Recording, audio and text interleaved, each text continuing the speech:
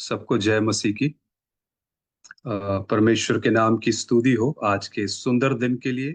और मैं खुदा बाप का शुक्रगुजार हूँ आज के सुंदर दिन के लिए, सुंदर समय के लिए कि परमेश्वर ने, खुदावन बाप ने समय दिया है कि हम सब इकट्ठे होकर मिलकर हम प्रभु के नाम को ऊंचा उठाएं, हम उसके नाम की स्तुति करें। और मैं प्रभु में शुक्रगुजार हूँ जी यास्मीन का कि उन्होंने यह समय दिया कि मैं आपके साथ जुड़ सकूं और हम थोड़ी देर परमेश्वर के वचन को हम देख सकें। मेरे पास कम समय है तो मैं नहीं चाहता, इसलिए मैं आप सबके ध्यान को मेरे साथ मैं चाहता हूं आप निकाल लीजिए निर्गमन की किताब, उसका 17 अध्याय, एक्सोडस 17। निर्गमन उसका 17 अध्याय मेरे साथ निकाल लीजिए। थोड़ी देर हम परमेश्वर के जीवित वचन में से कुछ बातों को देखते हैं और कुछ बातों को सीखते हैं, और जो उसमें भेद है, जो उसके रहस्य हैं और जो रेवलेशन है, हम सबों के जीवन में वो काम करने पाए। इसलिए मैं चाहता हूं जल्दी कोई भी बहन भाई निर्गमन उसका 17 अध्याय, एक्सोडस चैप्टर 17, उसका 8 से 13 तक कोई भी जल्दी से पढ़ ले।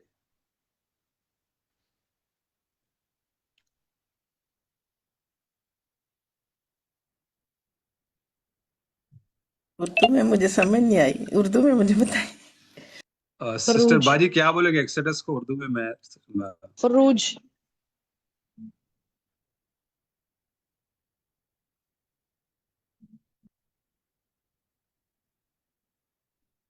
स्टार में आप कौन सी है? बाजी उसका 8 से 13 तक। 8 से 13 तक। हाँ जी, आइए हम खुदावंद के कलाम में मुकद्दस में से पढ़ते हैं। खरूज की किताब उसका 17वां बाब, उसकी 8वीं आयत से लेकर 14वीं तक। 8 से 13। 8 से 13 तक, 8वीं आयत से लेकर 13वीं आयत तक। जी, तब अमालेकी आकर रफाइम में बनी इसराइल से लड़ने लगे, और मूसा ने यशुआ से कहा कि हमारी तरफ के कुछ आदमी चुनकर ले जा और अमालेकियों से लड़, और मैं कल खुदा की लाठी अपने हाथ में लिए हुए पहाड़ की चोटी पर खड़ा रहूंगा। सो मूसा के हुक्म के मुताबिक यशुआ अमालेकियों से लड़ने लगा, और मूसा और हारून और हूर पहाड़ की चोटी पर चढ़ गए, और जब तक मूसा अपना हाथ उठाए रहता था बनी इसराइल गालिब रहते थे, और जब वो हाथ लटका देता था तब अमालेकी गालिब होते थे। और जब मूसा के हाथ भर गए तो उन्होंने एक पत्थर लेकर मूसा के नीचे रख दिया, और वो उस पर बैठ गया, और हारून और हूर एक इधर से दूसरा उधर से उसके हाथों को संभाले रहे। तब उसके हाथ आफताब के गरूब होने तक मजबूती से उठे रहे, और यशुआ ने मालिक और उसके लोगों को तलवार की धार से शिकस्त दी। तब खुदावन ने मूसा से कहा, इस बात की यादगारी के लिए किताब में लिख दे और यशुआ को सुना दे कि मैं अमालेकी का नामो निशान दुनिया से मिटा दूंगा। और मूसा ने एक कुर्बानगाह बनाई और उसका नाम यहोवा निस्सी रखा, और उसने कहा, खुदावंद ने कसम खाई है, सो खुदावंद अमालेकियों से नस्ल दर नस्ल जंग करता रहेगा। खुदा के कलाम के पढ़े और सुने जाने पर खुदावंद की बरकत हो, आमीन। Praise the Lord. Thank you so much बाजी। हम प्रभु का धन्यवाद करते हैं सुंदर वचन के लिए। और पुराने नियम में जब आप एक्सोडस उसका निर्गमन उसके 17 अध्याय को देखते हैं, तो मैं जब इस पे अध्ययन कर रहा था, जब स्टडी कर रहा था, मैंने कुछ बातों को मैंने नोटिस किया, कुछ बातों को गौर किया। और उन दिनों पुराने नियम में बाइबल हमें इस प्रकार से बताती है, मेरे प्रियो, मूसा जब इसराइलियों को मिस्र से निकालकर जब परमेश्वर ने उन्हें उन्हें उन्हें कहा कि कनान को तुम्हें क्या करना है, जाना है, और वो मिस्र से निकलकर वो कनान की ओर निकल पड़ा। तो ये जो मूसा इसराइलियों को लेकर जब मिस्र से जब निकला और कनान की ओर जाने के लिए निकला, आप एक बात यहाँ पर गौर करेंगे कि वो सफर जो था आसान नहीं था, और वो जो यात्रा जो थी वो आसान नहीं थी।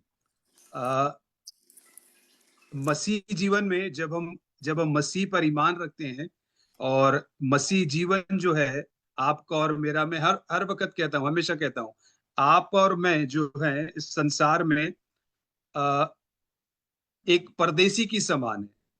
एक हम मानो एक संसार में रहकर एक यात्रा कर रहे हैं, और ये इस यात्रा को हमें पूरा करके या तो हम मसीह के पास चले जाएंगे, या प्रभु यीशु मसीह हमें आएगा बादलों पर और हमें अपने साथ लेकर क्या हो जाएगा, चला जाएगा। तो जब वो उस यात्रा को निकले, आप और मैं जब अपने जीवन को परमेश्वर के वचन के आगे रखकर मेरे प्रियो देखते हैं, तो आपका आपका और मेरा जीवन, हम इस भाग को पाते हैं अपने जीवन में से कि आप और मैं जो हैं वो क्या कर रहे हैं, यात्रा कर रहे हैं। और ऐसा नहीं है कि जब आप यात्रा करेंगे तो यात्रा करते समय दुख नहीं होगा, चिंता नहीं होगी, परेशानी नहीं होगा, कष्ट नहीं आएगा, विपत्तियां नहीं आएंगी, परेशानियां नहीं आएंगी।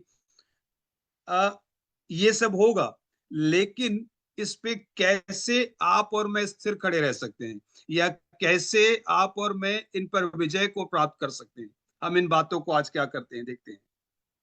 जब मूसा जो है इसराइलियों को लेकर लेकर जब कनान की ओर निकला, तब निकलते समय और जब यात्रा में थे, जब चल रहे थे, तब परमेश्वर ने पहले से ही मूसा को एक बात बता दी थी कि जब आगे तुम यात्रा करोगे, जब आगे तुम बढ़ोगे, तब तुम्हें अमालेकियों से क्या करना पड़ेगा, युद्ध करना पड़ेगा।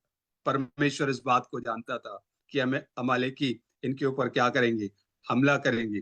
और जो रणनीति अमालेकी इसराइलियों के विरोध में बना रहे थे, वो चोरी छुपे उनके विरोध में जो रणनीति बना रहे थे, जो योजना बना रहे थे, वो रणनीति, वह योजना जो है, परमेश्वर उस बात को क्या करता था, जानता था। इसलिए परमेश्वर ने, खुदा बाप ने उनकी योजना को मूसा के ऊपर प्रकट किया, और उन सारी बातों को परमेश्वर ने, खुदा बाप ने मूसा को क्या कर दिया, बता दिया। और जब परमेश्वर मूसा मूसा को इन बातों को बताता है, और परमेश्वर जब मूसा से कहता है कि अमालेकी तुम्हारे ऊपर हमला करेंगे, अमालेकी तुम्हारे साथ युद्ध करने के लिए आ रहे हैं, और अमालेकी युद्ध के लिए तुम्हारे साथ तैयार है। और जब मूसा को यह बात पता चलती है, तब परमेश्वर मूसा से यह कहता है कि तू अपने उस झुंड में से, अपने लोगों में से कुछ लोगों को तू क्या कर, चुन ले, जो क्या करेंगे, युद्ध को क्या करेंगे, लड़ेंगे।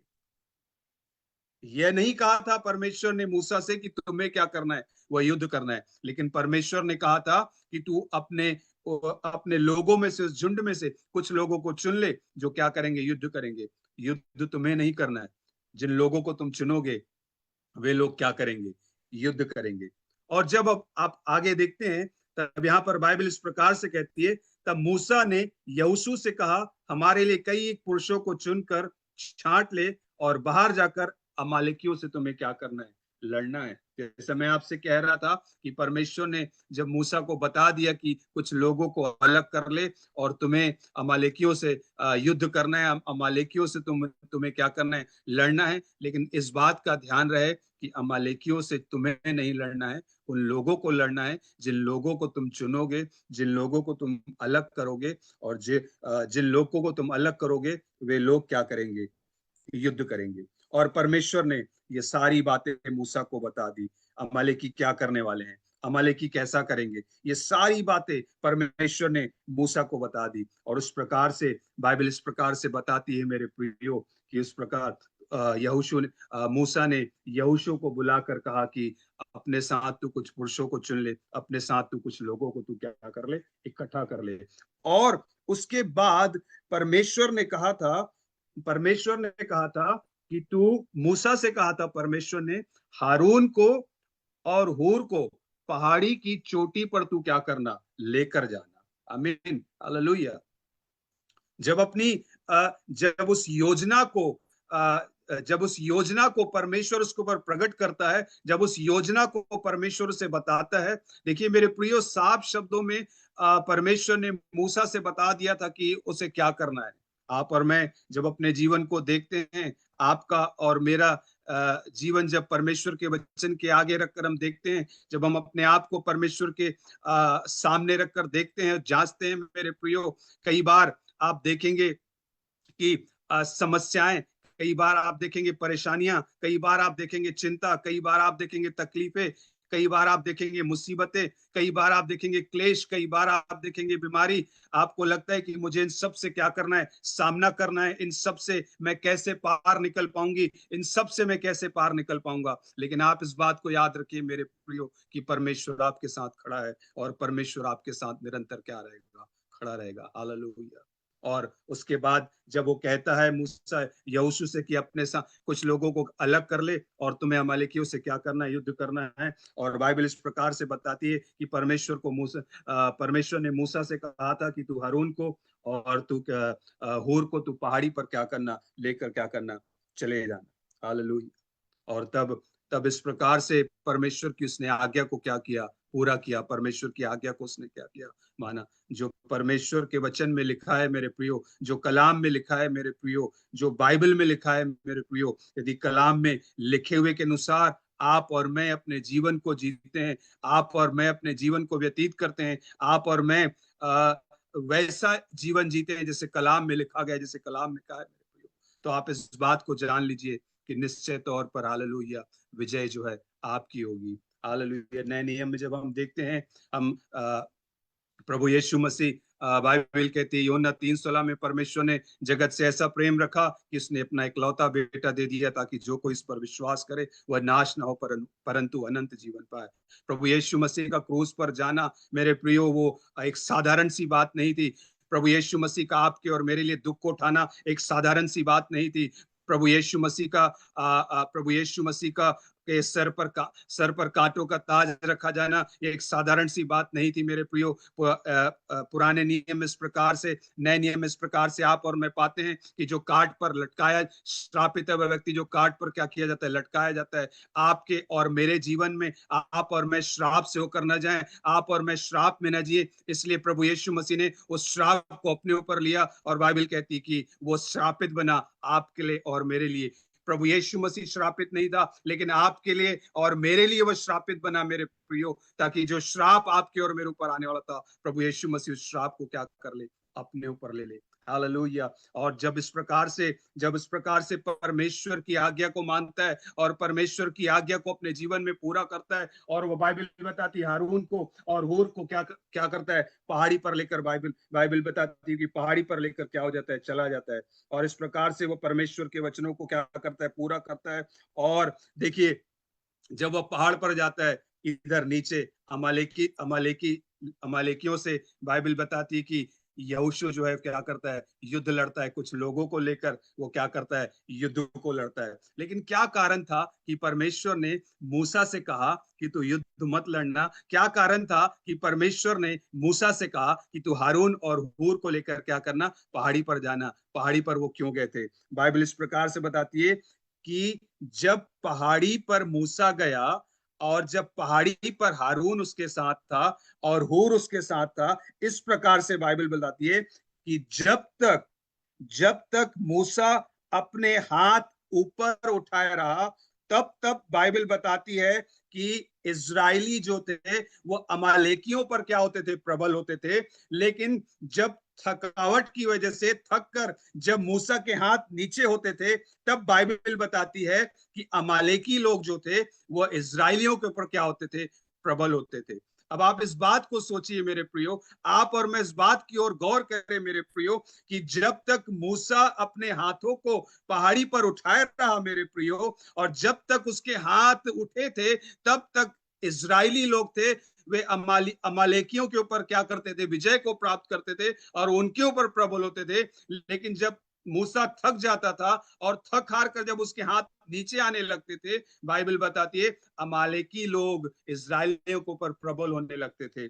और जब इस बात को यहोशू ने देखा, इस बात को जब हूर ने देखा कि हालेलुया, नीचे जब ये हाथ नीचे होते हैं तब वो पहाड़ के नीचे वो देखता है कि अमालेकी जो है हमारे लोगों पर, इसराइल पर क्या हो रहे हैं, प्रबल हो रहे हैं। तब वो काम करते हैं, और वो तब भी काम करते हैं कि हारून और हारून जो है और हूर जो है वह नीचे उसके हाथों के नीचे किसी चीज को रख देते हैं, ताकि वह उन हाथों, उसके दोनों हाथ जो है वो मूसा के क्या करे रहे, ऊपर करे रहे, और दोनों उसके हाथों को वहां पर रुक कर, वहां पर ठहर कर पहाड़ पर थामे रहते हैं, ताकि पहाड़ पर ये दोनों हाथ उठे रहें, पहाड़ की ओर ये दोनों हाथ क्या करे रहे, उठे रहें, और ये दोनों वहां पर उसकी सहायता के लिए होते हैं।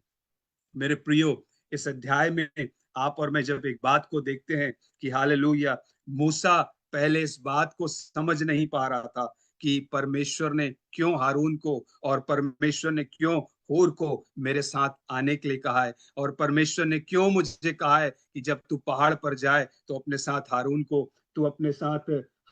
को और हूर को तू अपने साथ क्या करना, लेकर जाना। पहले मूसा इस बात को समझ नहीं पा रहा था, और जब उसने देखा कि इन दोनों ने मेरे हाथों को थामे हुए और ये दोनों मेरी सहायता के लिए यहाँ पर खड़े हुए हैं, और जब देखा कि इन दोनों ने मेरे हाथ को थामा है और इन दोनों ने मेरे हाथों सहायता के रूप में यहाँ पर खड़े, और इन दोनों ने मेरे हाथों को थामा हुआ है, और जब तक उसके हाथ ऊपर थे, बाइबल इस प्रकार से हमें क्या करती है, बताती है मेरे प्रियो, कि इजरायली लोग जो थे वे अमालेकियों के ऊपर क्या करने लगे, प्रबल होने लगे। मेरे प्रियो, मैं आपसे कहना चाहता हूँ, मैं आपको एक बात बताना चाहता हूँ।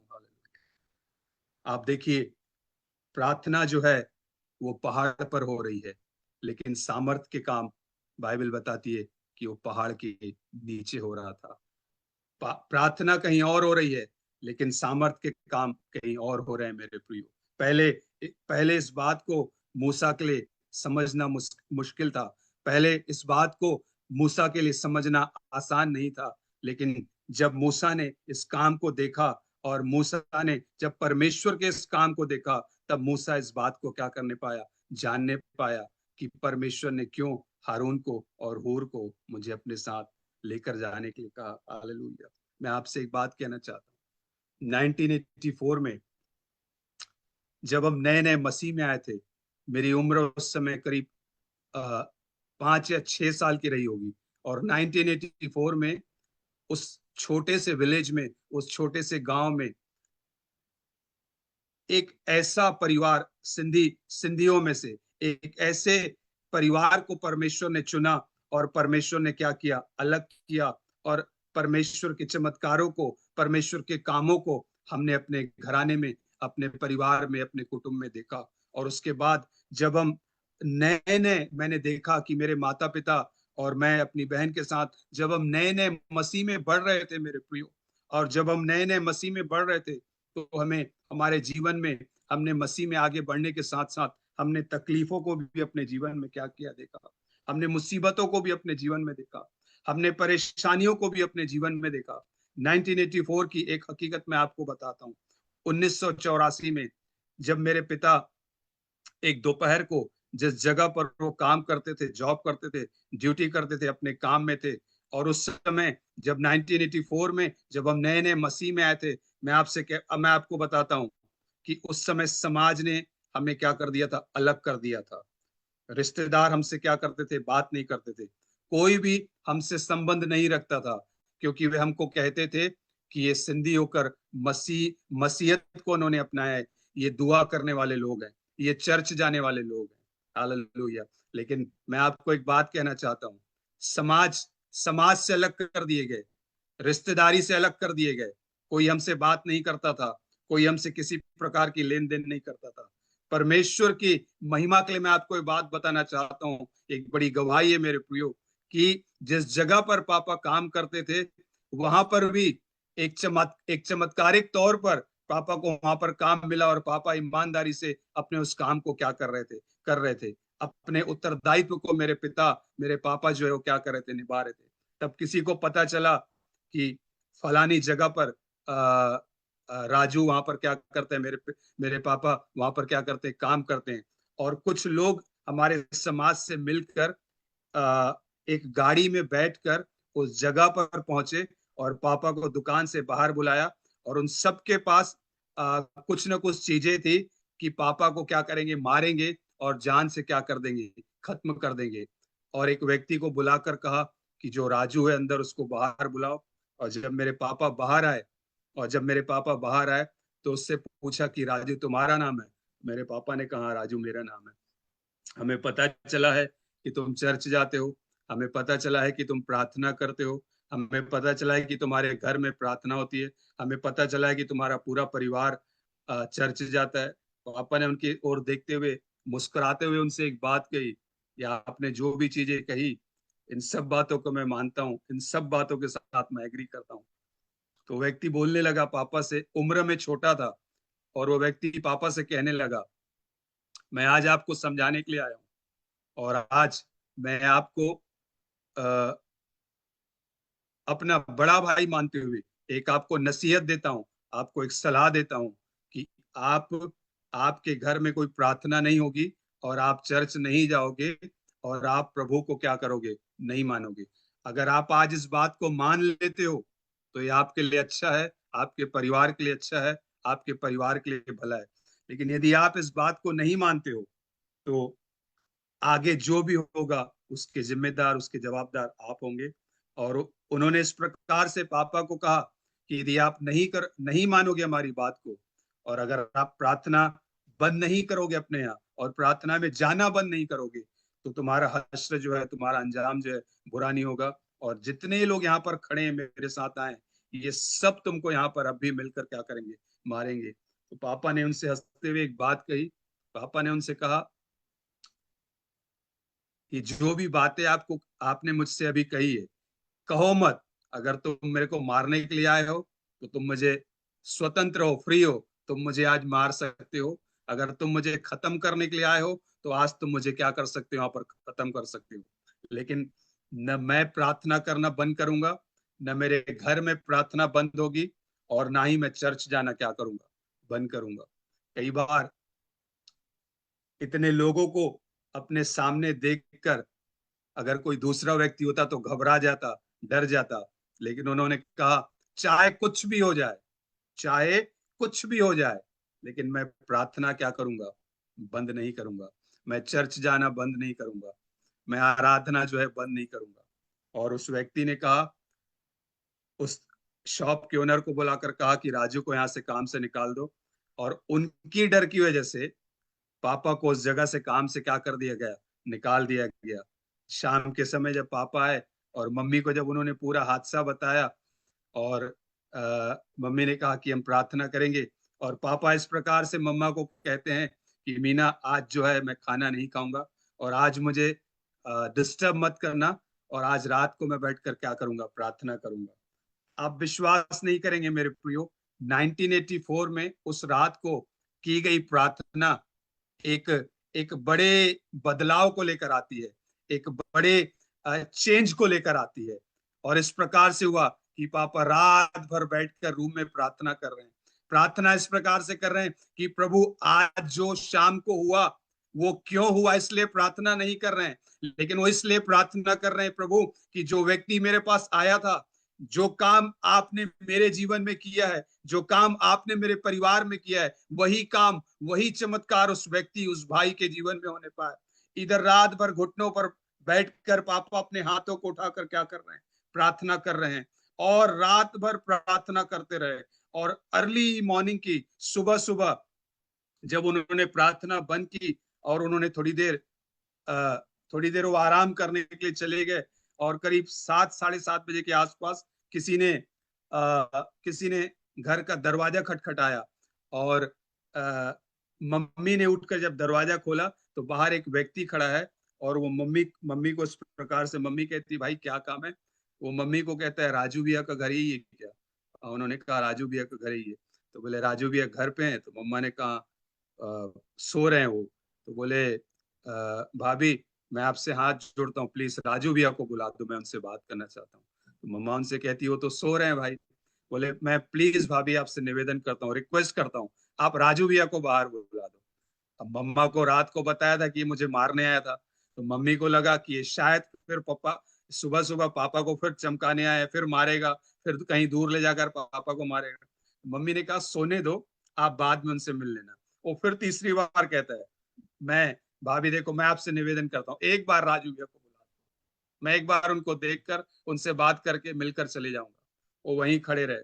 मम्मी अंदर गई और कहा कि जो कल व्यक्ति दुकान पे आया था वो बाहर खड़ा हुआ है। तो पापा ने बोला इतनी अर्ली मॉर्निंग, इतनी सुबह? तो बोले बाहर आपसे। पापा बोले पूछ ले मीना, क्या काम है उसको, क्या काम है मुझसे, तू बात कर ले। तो बोले मैं उसको 3 बार बोल चुकी हूँ, लेकिन वो बार बार मेरे से निवेदन कर रहा है, राजू भैया को बुलाओ। पापा बाहर आए। आप मेरे प्रिय आप यकीन नहीं करेंगे, न मुंह धोया, न पापा न फ्रेश हुए, सीधा दरवाजे पे आके खड़े हुए। पापा ने उनको देखा, हाँ भाई क्या काम है? तो हाथ जोड़ रहा था, ऐसे हाथ जोड़े हुए, उसकी आंखों में आंसू है। कहता है राजू भैया आपने क्या किया है मेरे को नहीं पता, रात भर मेरे को नींद नहीं आई। बोले मैं बेचैन था, रात भर मेरे को नींद नहीं आई, मैं बेचैन। दानियल सिंह की दानियल को सिंह की मांदों में डाल दिया गया था मेरे प्रियो। और बाइबल बताती कि रात भर राजा सो नहीं पाया था, क्योंकि दानियल प्रार्थना कर रहा था। देखिए, प्रार्थना घर पे हो रही थी, लेकिन हलचल उसके जीवन में हुई। प्रार्थना पापा घुटनों पर बैठकर कर रहे थे, हाथ उठाकर कर रहे थे। प्रार्थना कहाँ हो रही है और हलचल कहाँ हो रही है? प्रार्थना कहाँ हो रही है और सामर्थ के काम कहाँ हो रहे हैं? हालेलुया। मैं आपसे कहना चाहता हूं, यदि उस दिन यदि पापा उनकी बातों को मान लेते, तो आज शायद हम परमेश्वर में नहीं रहते, हम इतने आगे नहीं आ पाते। 40 साल का मसीह सफर मैं आपको बता रहा हूं, ये सिर्फ और सिर्फ उतार चढ़ावों से, दुख और तकलीफों से भरा रहा। लेकिन जो दुख, जो तकलीफ, जो मुसीबतें, जो परेशानियां और जो समस्याएं हैं, यदि आपके मसीह में रहते हुए आपके साथ आएंगी, आकर कब चले जाएंगे आपको पता नहीं चलेगा, क्योंकि आपके जीवन में मसीह है, प्रभु यीशु मसीह आपके साथ है। लेकिन यदि आप मसीह को नहीं जानते, आप इतनी समस्याओं को झेल नहीं पाएंगे, आप इतनी तकलीफों को, इतने क्लेशों को, इतनी बीमारियों को, इतने कष्टों को आप झेल नहीं पाएंगे मेरे प्रियो। मैं आपसे कहना चाहता हूं कि अमालेकी जो थे तैयार हो गए थे युद्ध करने के लिए, कि हम इसराइलियों के ऊपर आज हमला करेंगे और आज हम इसराइलियों को क्या कर देंगे, खत्म कर देंगे। आज आप देख रहे हैं, हम जहां रहते हैं, आसपास के देशों के, मुल्कों के हालात सही नहीं है मेरे प्रिय भाई और बहनों। हम न्यूज में मैं, आप यकीन करें, मैं न्यूज नहीं देखता। कई लोग न्यूज देखो ये हो रहा है,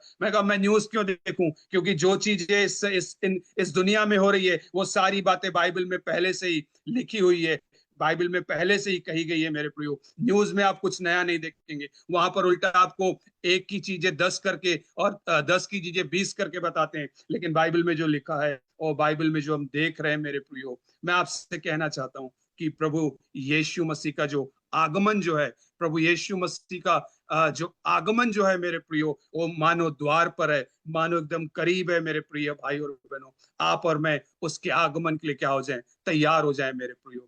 और आपके जीवन में आपके और मेरे हालात भले कैसे भी क्यों ना हो मेरे प्रियो, प्रभु में आपका भाई होने के नाते, प्रभु का एक सेवक होने के नाते, मैं आपको ये बोल के प्रोत्साहित करना चाहता हूं मेरे प्रियो, परिस्थितियां कैसी भी क्यों ना हो, प्रार्थना करना कभी भी बंद मत करना।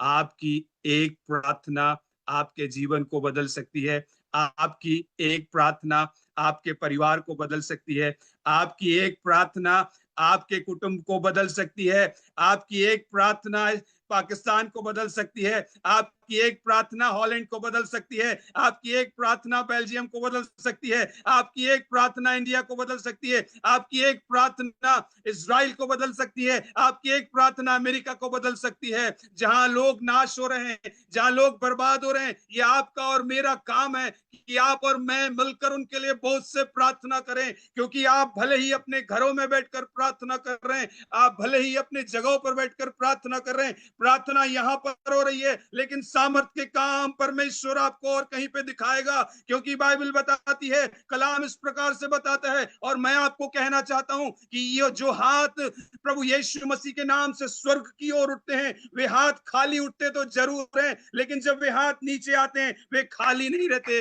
वे भरे हुए रहते हैं। मेरे प्रिय भाई और बहनों, अमालेकियों के साथ वो हारून जो है, अमालेकियों के साथ यहोशू जो है, अमालेकियों के साथ कुछ लोगों को लेकर युद्ध कर रहा था, लेकिन इसलिए युद्ध नहीं जीता यहोशू कि मैं कुछ अच्छे लोगों को लेकर युद्ध कर रहा हूं। वह युद्ध इसलिए जीता क्योंकि मूसा वहां पर अपने हाथों को उठाए हुए था और मूसा वहां पर प्रार्थना कर रहा था। प्रार्थना आपके जीवन को बदल देगी, प्रार्थना आपके परिवार को बदल देगा, प्रार्थना आपके हालातों को बदल देगा। आपको लगता है कि मैं प्रार्थना करूंगी, मैं प्रार्थना करूंगा, कुछ नहीं होगा। यहां बैठकर प्रार्थना करेंगे, हालात आपके बदल जाएंगे। आपके हालात सही नहीं है, आपकी परिस्थितियां सही नहीं है, आप दुख में हो, आप तकलीफ में हो, आप परेशानियों में, मैं आपसे एक प्रभु का दास होने के नाते कहना चाहता हूं, आप जब घर पर बैठकर प्रार्थना करते हैं, आप प्रार्थना करेंगे, प्रभु आपके हालातों से लड़ेगा। आप अपने हालातों से मत लड़िए, कोशिश मत कीजिए अपनी बीमारी से लड़ने के लिए, कोशिश मत कीजिए अपनी तकलीफों से लड़ने के लिए, आप केवल प्रार्थना कीजिए,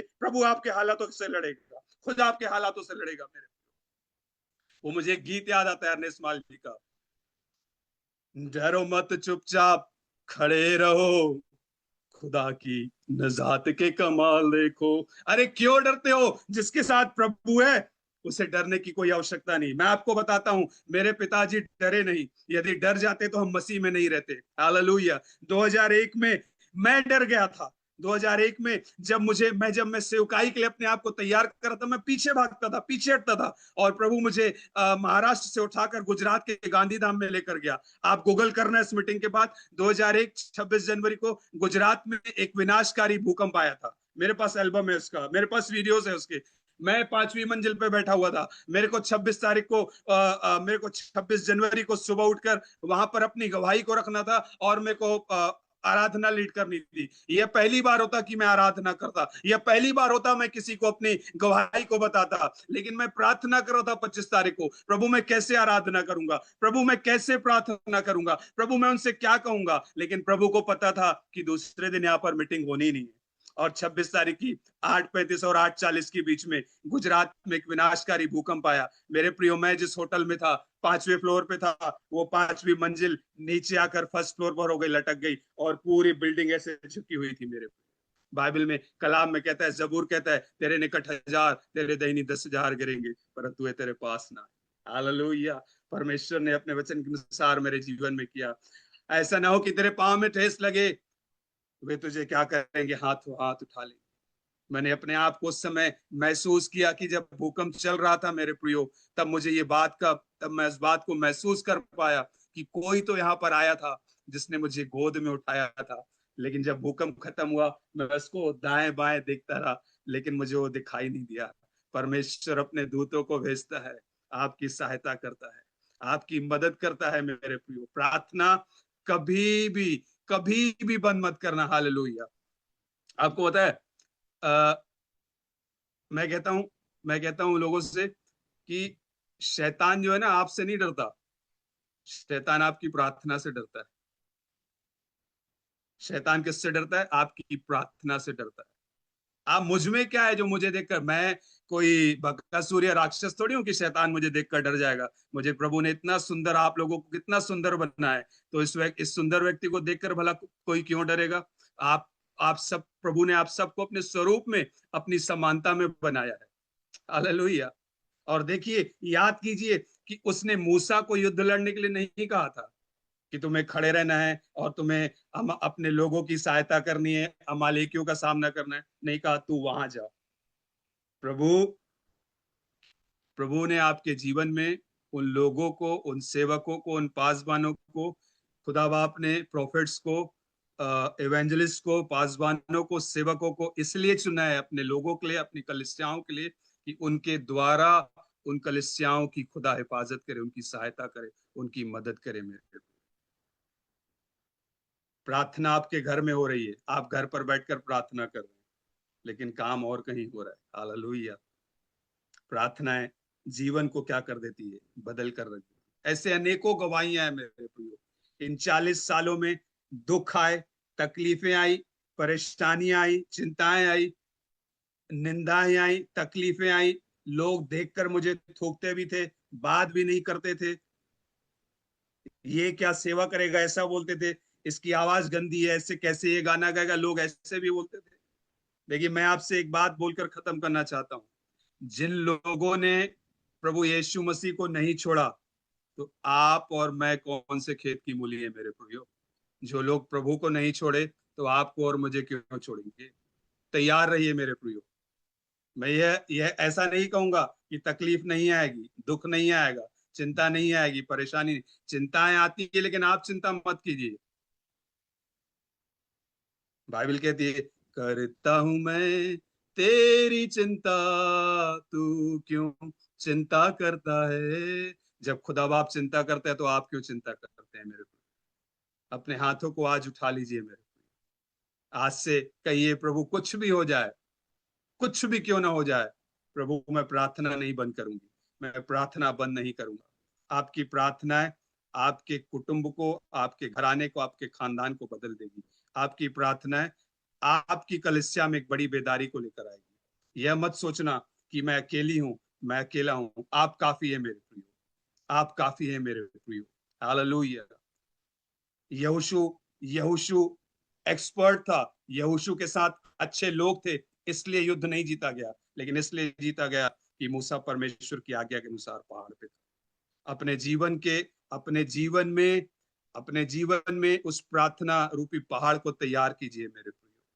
और अब उस प्रार्थना रूपी पहाड़ को जब आप अपने जीवन में तैयार करेंगे, आप उसके आगे आकर मेरे प्रियो दीन होकर, नम्र होकर अधीन हो जाइए प्रभु के, और प्रार्थना कीजिए मेरे प्रियो। हम अपनी आंखों को बंद करें, हम अपने सिरों को झुकाए मेरे प्रियो। हालेलुया। समय की कमी के अभाव के कारण मैं इस संदेश को आज यही खत्म करता हूं, अपने शब्दों को यही पूर्ण विराम देता हूं। लेकिन इसके पहले कि हम यहाँ से चले जाएं मेरे प्रियो, आज हम प्रभु के सामने आकर एक वाचा को बांध ले मेरे प्रियो कि हालेलुया, परिस्थितियां और हालात कैसे भी क्यों ना हो, मैं प्रार्थना करूंगी, मैं प्रार्थना करूंगा, मैं प्रार्थना से पीछे नहीं हटूंगी, मैं प्रार्थना से पीछे नहीं हटूंगा। आप अपने घरों पर बैठकर प्रार्थना करेंगे, और प्रभु आपके हालातों से लड़ेगा, प्रभु आपके क्लेशों से लड़ेगा, प्रभु आपकी बीमारियों से लड़ेगा, प्रभु आपकी तकलीफों से लड़ेगा। प्रेमी अनुग्रहकारी परमेश्वर स्वर्गीय पिताजी, मैं आपका धन्यवाद करता हूँ इस सुंदर समय के लिए प्रभु जी। धन्यवाद करता हूँ खुदावन बाप, आपने एक अच्छा अवसर दिया प्रभु, एक सुंदर समय दिया। हम आपका आज के इस दिन के लिए धन्यवाद करते हैं, आपकी उपस्थिति के लिए हम आपका धन्यवाद करते हैं, आपकी प्रेम, आपकी करुणा, आपकी भलाइयों के लिए हम आपका धन्यवाद करते हैं। इस वक्त जितने भी लोग प्रभु यहाँ पर प्रभु जूम में सिर झुकाकर आपकी उपस्थिति में बैठे हैं, प्रभु एक एक को आप ब्लेस करें खुदावन बाप। और जो प्रभु व्हाट्सएप से जुड़े हुए हैं, जो फेसबुक से और किसी माध्यम से जुड़े हुए हैं, उन सुनने वाले हर एक के जीवन में आप कार्य करें, और हर एक के जीवनों को आप बदलिए प्रभु। और प्रार्थना करता हूं हर एक को प्रभु जी उस आत्मा से भरपूर कर दे, हर एक को प्रार्थना का जीवन दे, हर एक को घुटनों का जीवन दे प्रभु। आशीष दे प्रभु। हर कष्ट, हर क्लेश, हर समस्या, हर हर परेशानी प्रभु, मैं प्रार्थना करता हूं नासरत यीशु के नाम से इनके जीवन से दूर की जाए। इस वचन के आधार पर इन्हें बना बढ़ा दया जलाल से भरपूर कर दो। आशीष दे, अपने पंखों की आड़ में रख। धन्यवाद, आपने हमारी विनतियों को सुना है। फिर से सुंदर समय के लिए आपका धन्यवाद करते हैं। महिमा आदर आपको देते हैं खुदावन बाप। यीशु मसीह नासरी के नाम से हम सब आशीष तुझसे मांगते हैं, आमीन।